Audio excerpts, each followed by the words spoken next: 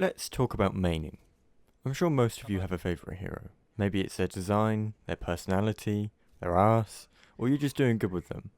But how often do you play them? By design, Overwatch is a game that's made to incorporate as many heroes as possible. But due to issues with balancing, metas are formed, which contain a certain section of heroes that are played more, because in their current state, they're better in combination than other team compositions. So should you just pick a meta hero, spend as much time as possible learning them, and then climb your way up the ladder? Well, the answer to that question is complicated. Plenty of people do just that. Take for instance Diva. This season she's a staple pick and she's very tricky to kill. It's worth learning how to play her, and if it brings you success, it makes sense to continue playing her, right?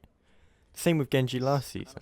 He's a high skill cap hero, so the hours you put into him are reflected when it comes to your performance. Oh, but hang on a second everyone. Where is Genji this season? Oh, what? He doesn't fit into the meta? But I'm a Genji main.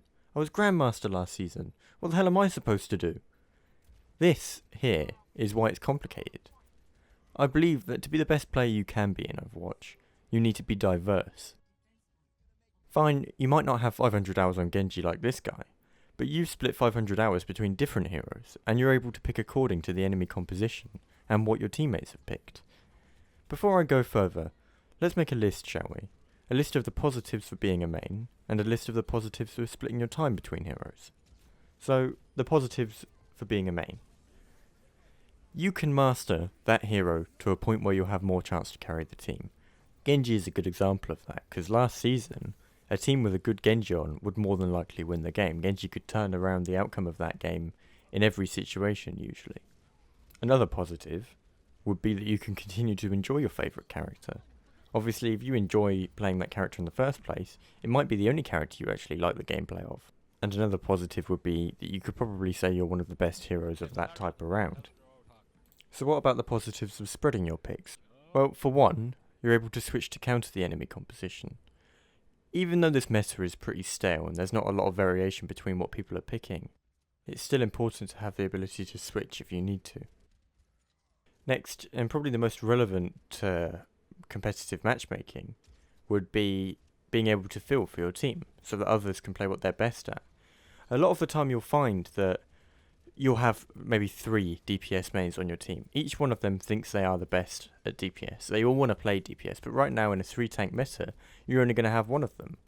If you're able to fill, then you can take over a role that you know you're still good at, while other people have the ability to play what they're only good at, or what they're better at. You'll also have more insight into how best to work with heroes your teammates are playing. Say for example, you've never played Ana before. You're running around as Reinhardt screaming that your Ana's not healing you, but you don't understand that 1, maybe she's being flanked, 2, maybe she's reloading her weapon. If you've never played her before or don't quite understand her mechanics, then you can't really comprehend the sort of situation she'll be in. Whereas if you have put the time in, you'll have good insight into how best to play with her. You're also able to adapt to new metas, even if some of the heroes you usually play aren't being played anymore. This is something that this Genji main I mentioned earlier wouldn't be able to do, because they've played Genji the whole of Season 2, Season 3 doesn't allow for Genji. Now what? You have to learn something new, and that's not ideal, is it? Whereas you've been doing that all along, you're already able to go into the new season with the ability to play whatever heroes need to be played. One of the other positives is that you can also help your teammates by giving them advice on things they might not know about their heroes. It might seem a little bit arrogant to be telling your Ana that maybe she should be throwing more grenades towards their team when Reinhardt's shield goes down, but if they're not doing it, you have every right to mention it, and as long as you come across correctly, it's always going to be helpful. It's better for you and it's better for the team if you pass on any advice you have. So just from those 2 small lists there, we can see that the positives for diversifying your picks outweigh the positives of being a main. Where I mentioned being able to adapt to new metas, that's a very important one. This player who has mained Genji so far, right now is having to adapt to other heroes, or he's trying to climb his way by still playing him. It's not impossible, and it will work in plenty of situations, but in general there are better picks to be made. And what do you know?